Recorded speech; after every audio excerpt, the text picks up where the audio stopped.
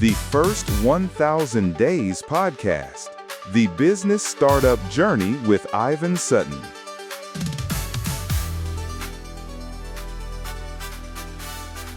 Excellent. All right.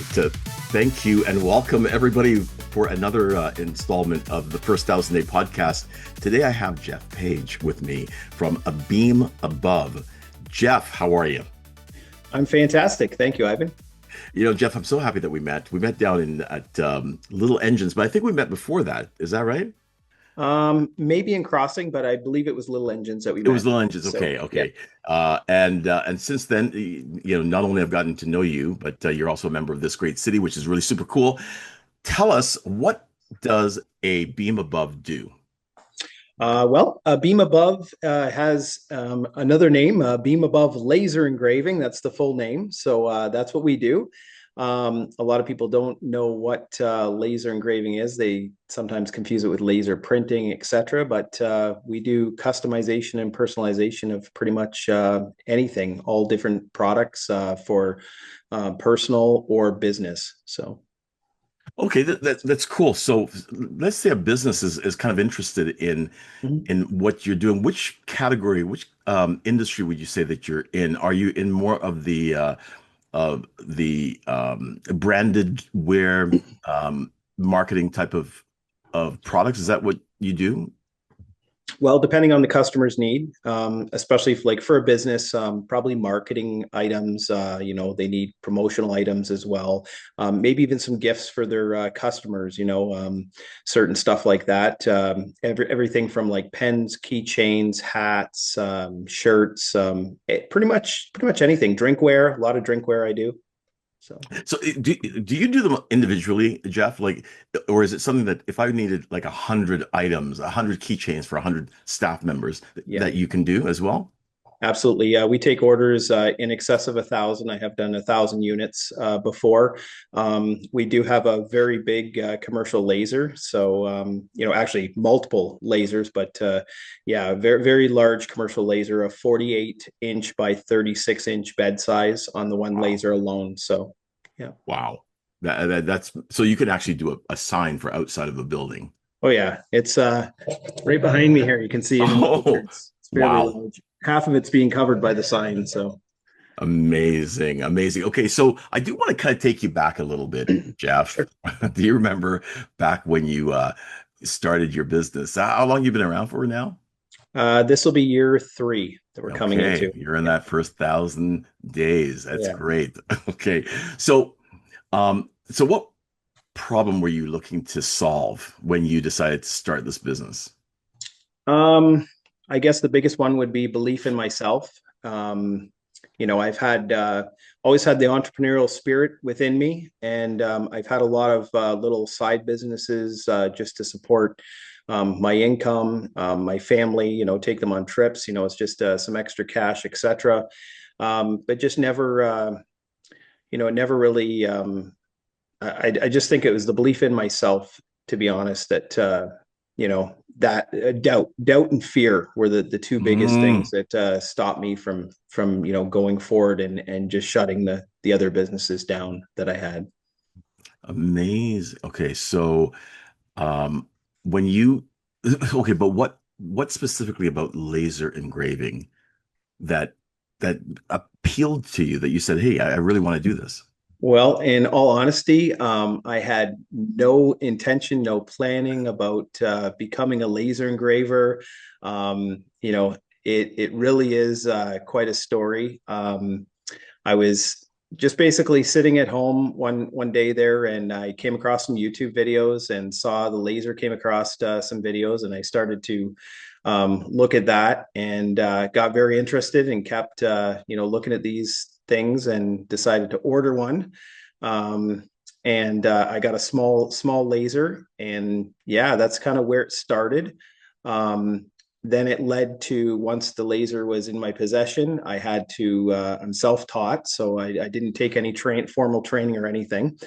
Excuse me. I have a grade 12 art and sculpture background, a very creative mindset, and I really haven't used that. That was one of my passions back in school.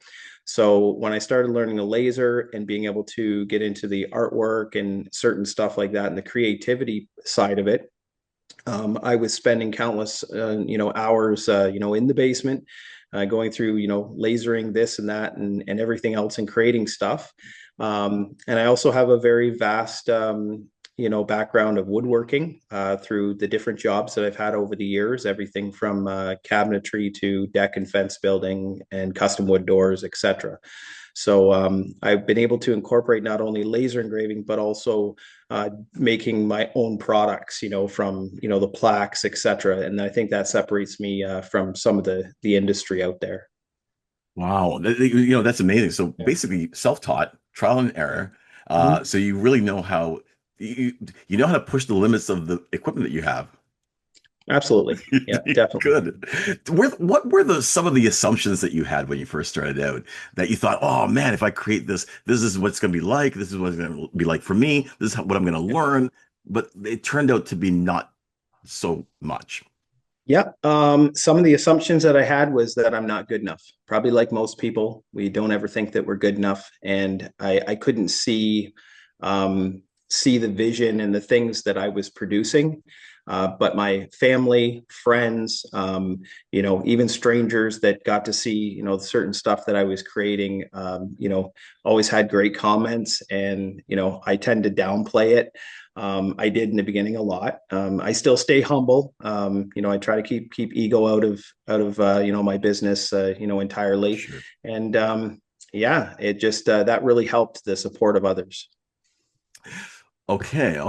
So, was there a moment at all in that? I mean, it sounds like you kind of had a background in this before you started anyway, and then of course your creativity pushed you forward. But was there a moment that was so difficult that you thought, man, you know what? I don't think I'm getting the traction. Maybe I want to do something else. Was there ever that moment? Probably a couple things. I was also thinking about the market saturation because once it's that thing where like even if you buy a new car, right, you don't usually see that car on the road until you have that car in your possession, and then you see it everywhere. So my reticular activating system, as they call it in neuroscience, kicked in there, and I was basically seeing that people had lasers and hearing about people having lasers. So I thought the market was saturated. um, I guess when I got maybe a little bit discouraged about whether or not it was going to work was the period of between December to March. So you had Christmas time where I had rush orders, lots of flow, especially in the beginning. And then all of a sudden after Christmas came around, everybody stopped buying. I didn't have the proper clientele, and things just kind of went completely slow until the spring markets, because I did do a lot of vendor Mm. markets, and I still do a few of them today. So that kind of was a little bit of where the doubt and fear kind of crept in. And was it really substantiated? I mean, was there a point where you thought, no, there's nothing to worry about. This is pretty good. I now Yeah. know the cycles of the business. Yeah, a lot of things changed for me as I continued. That's the thing, is I just didn't give up, and I was my consistency continued, and I just looked forward towards the fact that everything's going to be okay, and I trust the process. So as soon as Right. I started to begin to trust the process, that's when things started to turn around. Now, I hear people say that a lot. Trust the process. Yeah. What process? Is this a process that was created outside that businesses conform to, or is this a process that you create for yourself and you trust? Well, in all honesty, it had a lot to do with mindset, self, like working on myself, getting around the right people. I call them OQP, right? Only quality people.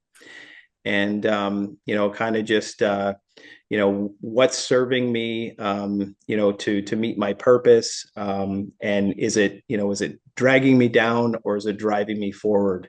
And I think it all happens up here. A lot of it, we suffer from a lot of that upstairs, or that mental monster takes over and basically steers us in the wrong direction instead of pursuing our dreams and goals and things that we want to achieve in life.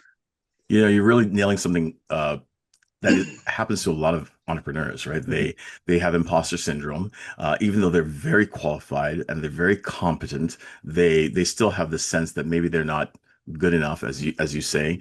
Mhm. But you found a way to kind of dig deep and just push through, right? You didn't give into Yeah. paralysis, right? Like where you just can't function because you feel this way. What are the biggest motivators for you? If you were to give me three things that people, and I'm thinking about the people that might be looking, that are entrepreneurs that are in the spot that you were in, Mhm. what did you reach out to push you forward? The biggest motivators, again, just some online coaches, just getting around the right people, talking to people, like not holding the things inside that are bothering me, actually discussing them with, my support, group, etc. Um, excuse me, and listening to other people's stories, hearing other people's business owners' stories, because they all have them, regardless of how successful they are, Right. and how they faced adversity, and just being able to take some of those tools and some of the other ones leave behind. But yeah, that's kind of some of the things that have driven me forward. Okay. All right. So that's a journey. Yeah, So and what learning too. I think learning would be another thing. Just continually growing in my experience, and trying to learn as much as I possibly can. Yeah, that's kind of speaks to what I was just going to ask you. Yeah, Have you identified things? Have you noticed a difference in the way that you are today, right? And how the business has changed you over the past 3 years? yeah, absolutely. Some of the things that have changed over the past 3 years, I would say, the fact that just having the positive mindset, just going forward, and um, what I'm trying to accomplish, and not giving up. The Mhm. determination, living in the present moment was huge for me. Instead of worrying about what could happen tomorrow or what went on yesterday, not looking at those as regrets, but looking at those as, that's what I went through, and what did I learn from it, using it as a tool instead of a detriment. Right. And so your business itself, Mm-hmm. did that evolve? And if it did change, like if it changed from the way that you were originally and your focus originally, Right. what informed your decision to change and to pivot into a new direction? I think things evolved when I started to make a determination that I was going to separate myself from the backyard hobbyist, or the person that owned a laser in their garage or basement and was just doing it as a side hustle. And really looking at what people want, or what could maybe solving some problems, or where do I need to go to get myself in front of those people, right? So the pivot was to, oh wow, that's awesome. Like the pivot from being that side hustle, as you said, to being a full-time enterprise for you, and a Yeah. job, right? Like the Mhm. business that you're running. Uh, was there stress around that? Like it's just because if it's a side hustle, that means you have a main hustle. How do you make that shift and be confident? um Again, it's just I think it's just belief, and continually working on me. How can I be better? Listening to people that have made it from nothing, and got to the top. We all have those, what do you call them, heroes, or people that we look up to, or want to be like them someday, etc. And I really had to, I think one of the things too is I realized through this learning, was the fact that I was able to um, kind of look at the flow state. Like there's a thing called flow state where work doesn't seem like work and time flies by in like a flash. And I knew I was in that because I had it day in, day out. Not every day was like that, but I did have that. And I knew that there was a passion there, and I felt it, regardless of the whether it was financially making success at the time or not.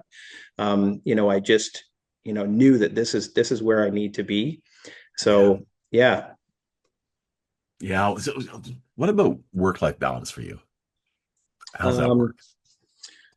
well, I get told by my partner sometimes I need to just put down the phone at nighttime. Yeah, I and bet. but for me, I just really like to help people and be of service to people. Both my grandparents were entrepreneurs, and I watched them as a kid growing up. I strongly believe in picking up the phone when someone calls. I want that that relational transaction instead of just, hey, give me your money and I'll give you a product. Right. Those are the type of clientele, and I want to know your story just as much as telling my story. What's behind the gift or the reason for your purchase? Like Mm. that means a lot to me more than the financial piece. Okay, so then I guess the crux of it is this for me, right? Yeah. If you could go back to your old self, right, when Hmm. you first started the business, like in the first 90 days of going full Yeah. time, let's say, right? Thinking about everything that you now know, your full experience in this business, including how you manage work-life balance, spending time with your partner, spending time, in other things that are for you, Jeff, on your own, right? Yeah. What would you tell yourself? Um, well, the negative self-talk, I would tell myself to just cut that right out. um, Stop saying why it won't work, and instead of how can I make this work, right? Like that's what I would tell myself. Like, let's start looking at what are we grateful for. Like look at the gratitude, I think is very huge in my life. I wake up in the morning and the first thing I do is just thank God that I've taken another breath. Hmm. That I have 10 fingers, 10 toes. I was diagnosed with leukemia 14 years ago, and nobody even knows that, like would know that if I Wow. hadn't told them. And there's been a couple times there where the medication I was on didn't work.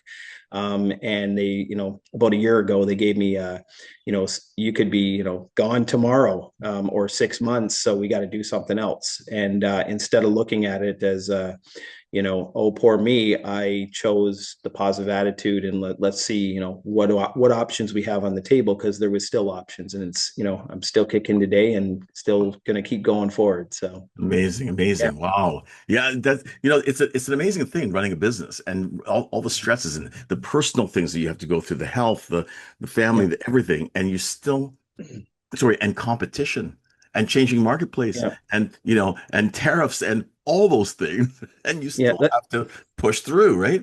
That's one of the things I was going to mention was tariffs, kind of, and the cost of goods put everything up. From my suppliers, the things that came in, some of the items tripled, so I had to find new sources that way. Um, I went through probably about a year or year and a half in the business. I went through a separation that just kind of smacked me in the face and had no idea that it was coming. Yeah, and but I just continued on. If there's a way, there's a how, right? So Yeah, you can't call in and say, "Hey, listen, I need to yeah. take some personal time," right? It's your Mhm. business. Yeah. Yeah, that's amazing. So, okay, so people are there listening to this, and they might be your potential customer. So, what do you say to them? Do they be my potential customer? Um, in terms of like what I would say to Why? them. Well, yeah, why is a beam above laser engraving a an option for marketing? Because it's personable. It's not mass produced. It's can be a very sentimental, special gift, and it could be something that you're your business will get remembered maybe by that clientele because it is different.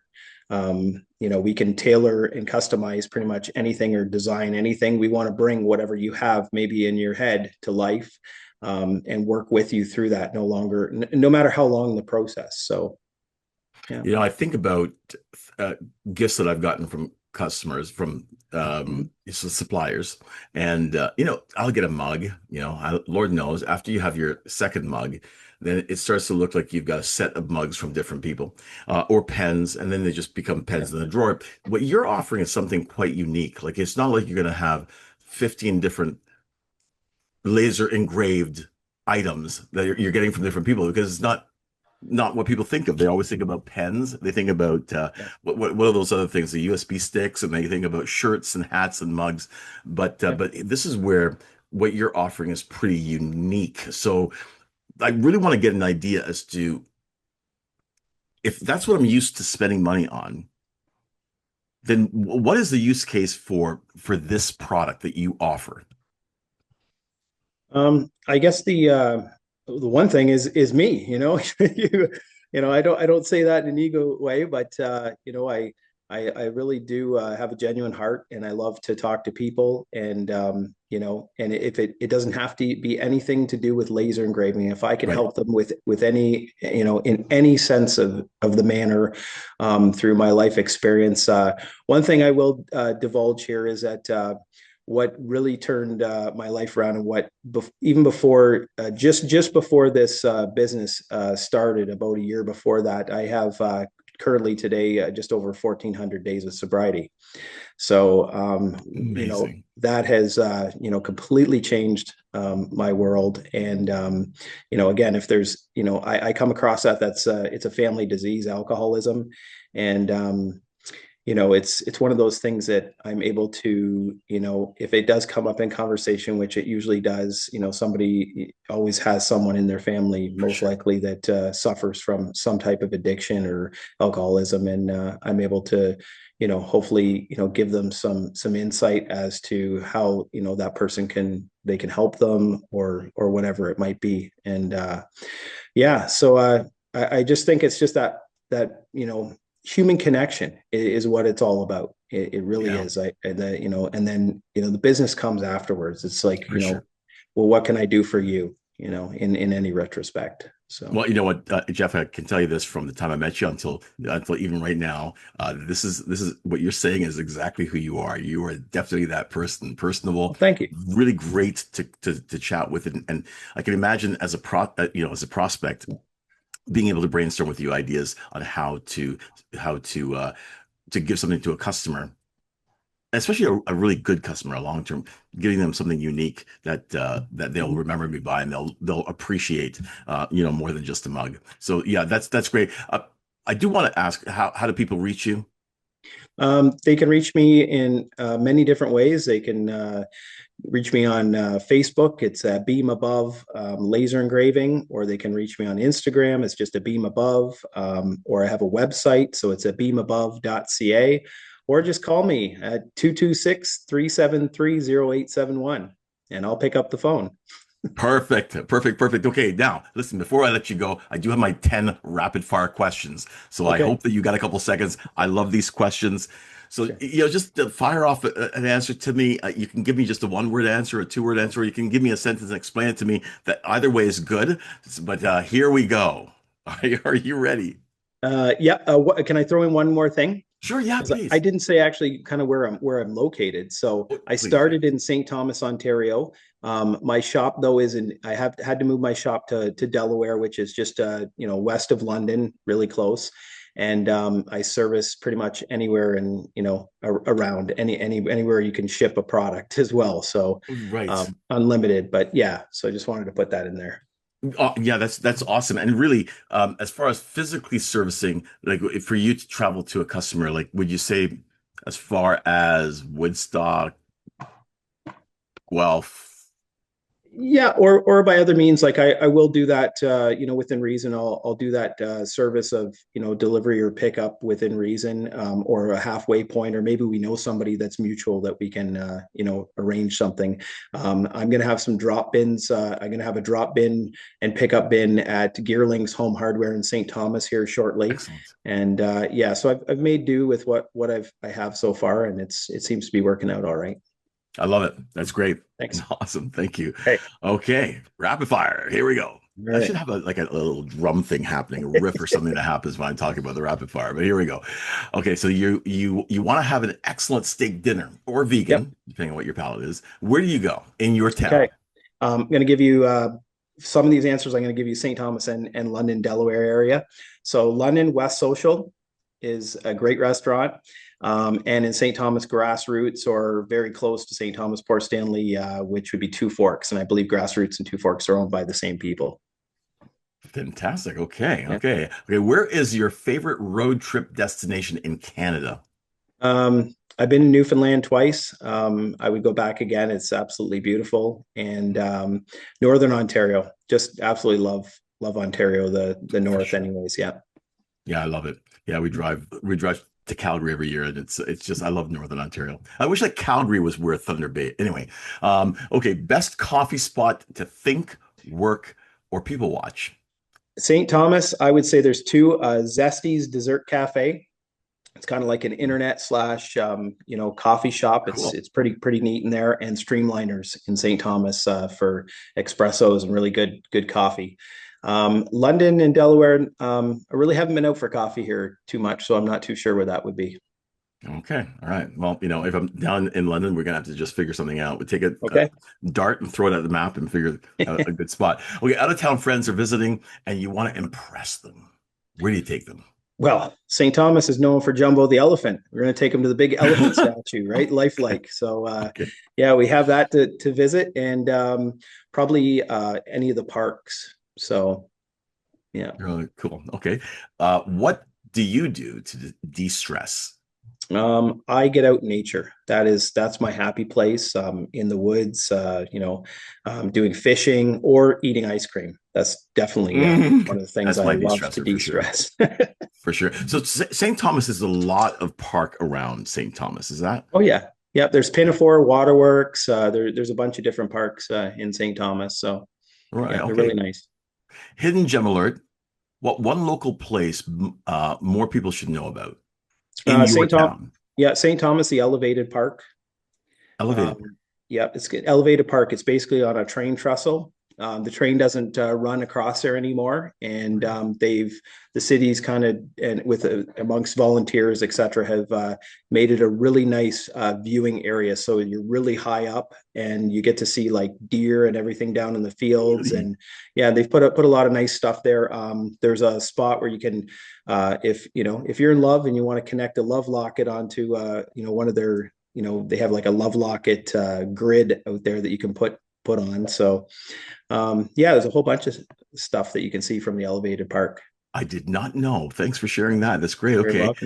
welcome. How do you treat yourself after a big win? Um, I take my partner out and or the family out for dinner. That's I just feel like after I have a big win, I just want to eat something really nice and good at a restaurant and just share the joy with family. That So yeah, that's awesome. yeah. Um, okay, so what have you always wanted in your city, but they haven't sorry, where have you always wanted to go in your city, but you haven't had a chance to go there yet? So I've been here in London. I've been to Covent Garden Markets, walking through it, but I have not spent the time to really go from booth to booth. Like I've literally just walked through it, and that's about it. But yeah, Covent Garden Market seems to be That's like a something that farmer's I'd like market. to, yeah, like to Cool. explore it. It's right downtown, and there's lots of businesses, local businesses, and stuff in there. So Oh my yeah. goodness. Well, you know what? If it's anything like the farmer's market here, they probably have a really good coffee uh, Oh yeah, company I there. bet. That Yeah. yeah, okay, sounds great. Okay, let's see. What is the most relaxing place for you to go in your city?